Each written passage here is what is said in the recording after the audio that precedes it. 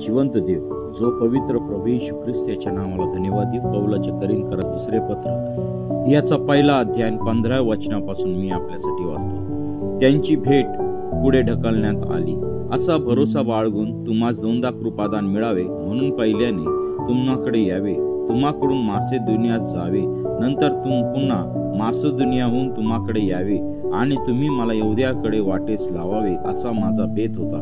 तर असा बेत असता मी चंचलपणा केला काय? अथवा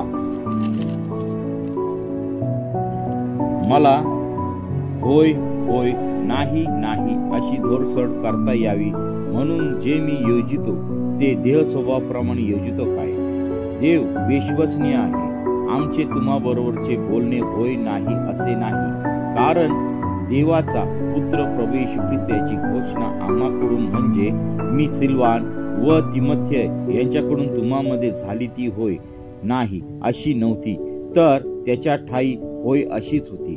देवाची वचने किती असोत त्याच्या ठाई होय हे आहे, म्हणून आम्ही देवाच्या गौरवाला त्याच्याद्वारे आमेन म्हणतो, जो आम्हाला अभिषेक करून तुमच्याबरोबर ख्रिस्ताच्या ठाई सुस्थिर करीत आहे तो देव आहे। त्याने आम्हाला मुद्रांकित केले व आमच्या अंतःकरणात आपला आत्मा हा विसार दिला। वाचलेले वचन देव बाप आशीर्वादित करू।